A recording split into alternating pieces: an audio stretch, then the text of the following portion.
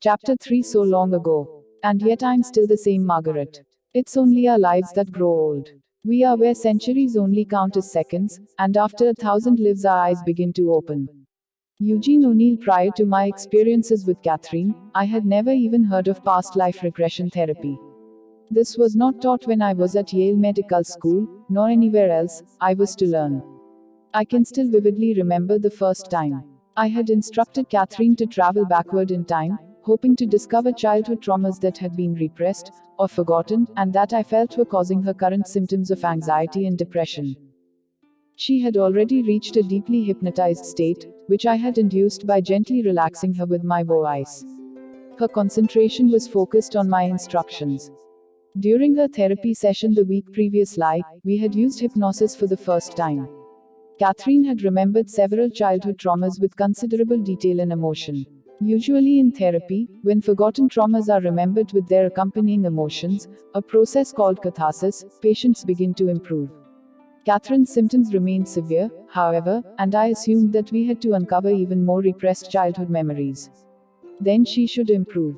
Carefully I took Catherine back to the age of 2, but she recalled no significant memories. I instructed her firmly and clearly, go back to the time from which your symptoms arise. I was totally shocked by her response. I see wide steps leading up to a building, a big white building with pillars, open in front. There are no doorways. I'm wearing a long dress. A sack made of rough material. My hair is braided, long blonde hair. Her name was Arunda, a young woman who lived nearly 4,000 years ago. She died suddenly in a flood or tidal wave, which devastated her village. There are big waves knocking down trees. There's no place to run. It's cold, the water is cold. I have to save my baby, but I cannot. Just have to hold her tight. I drown, the water chokes me. I can't breathe, can't swallow. Salty water. My baby is torn out of my arms. Catherine had been gasping and having difficulty breathing during this tragic memory. Suddenly her body relaxed completely, and her breathing became deep and even. I see clouds. My baby is with me. And others from my village.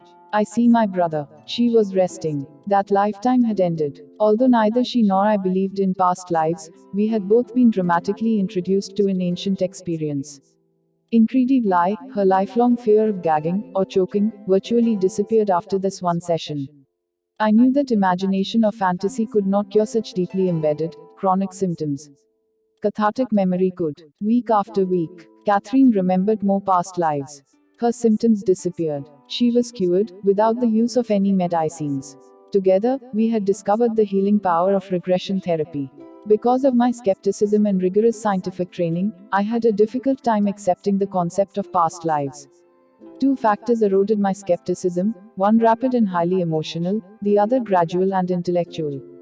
In one session, Catherine had just remembered her death in an ancient lifetime, a death from an epidemic that had swept through the land. She was still in a deep hypnotic trance, aware of floating above her body, being drawn to a beautiful light.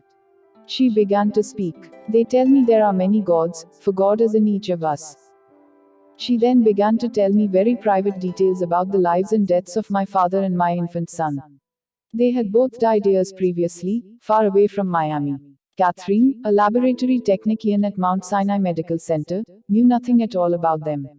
There was no person who could have given her these details. There was no place to look up this information. She was stunningly accurate. I felt shocked and chilled as she related these hidden, secret truths. Who? I asked her, who is there? Who tells you these things? The masters, she whispered, the master spirits tell me. They tell me I have lived 86 times in physical state. Catherine later described the masters as highly evolved souls not presently in body who could speak to me through her. From them I received spectacular and profound information and insights. Catherine had no background in physics or metaphysics. The knowledge the masters transmitted seemed far beyond Catherine's capabilities. She knew nothing about dimensional planes and vibrational levels. Yet, deep in the trance state, she described these complex phenomena. Beyond that, the beauty of her words and thoughts and the philosophical implications of her utterings far transcended her conscious abilities. Catherine had never before talked in such a concise, poetic manner. When I listened to her as she relayed concepts from the masters, I could sense another, higher force struggling with her mind and vocal cords to translate these thoughts into words so that I could understand them.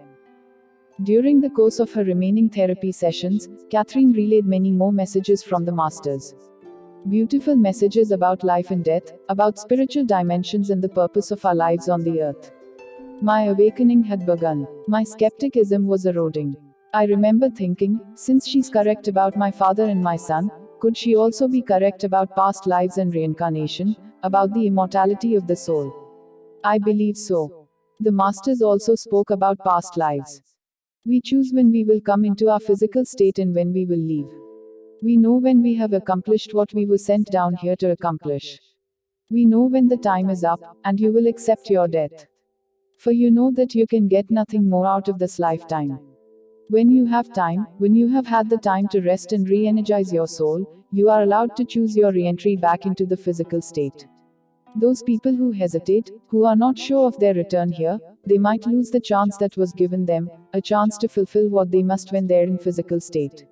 Since my experience with Catherine, I have regressed more than 1,000 individual patients to their past lives. Very few of them could reach the level of the masters. However, I have observed amazing clinical improvement in most of these people. I have seen patients remember a name during the recall of a recent lifetime and subsequently find old records that validate the existence of that past life person, confirming the details of the memory. Some patients have even found the graphs of their own previous physical bodies. I have observed a few patients who, while in regression, are able to speak portions of languages they have never learned, or have never even heard, in their current lifetime.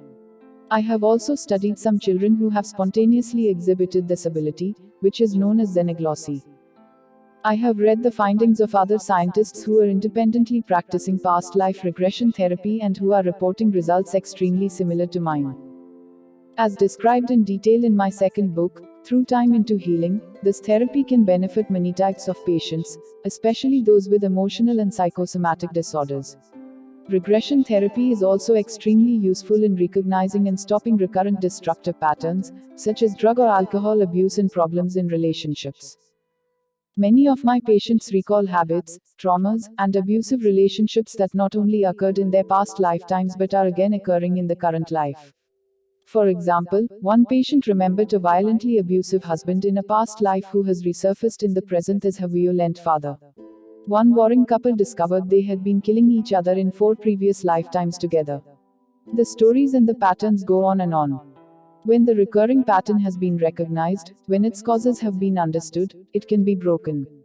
There is no sense in continuing the pain. Neither the therapist nor the patient has to believe in past lives for the technique and process of regression therapy to work. But if they try it, clinical improvement often results. Spiritual growth almost always results. I once regressed a man from South America who remembered a guilt-ridden lifetime as part of the team that helped to develop and ultimately drop the atomic bomb on Hiroshima in order to end World War II. Now a radiologist in a major hospital, this man uses radiation and modern technology to save lives rather than to erase them. He is a gentle, beautiful, caring man in this life. This is an exemplar of how a soul can evolve and be transformed even through the most ignoble of lifetimes. It is the learning that is important, not the judgment. He learned from his World War II lifetime, and he has applied the skills and knowledge to help other souls in the current lifetime. The guilt from the first lifetime is not important. It is only important to learn from the past, not to ruminate and to feel guilty about it. According to a USA Today, CNN Gallup poll conducted on December 18, 1994, belief in reincarnation is increasing in the United States, a country that lags behind most of the rest of the world in this belief. 27% of adults in the United States believe in reincarnation, up from 21% in 1990. There is more. The number who believe that there can be contact with the dead has risen from 18% in 1990 to 28% in December 1994. 90% believe in heaven, and 79% believe in miraculous. I can almost hear the spirits clapping.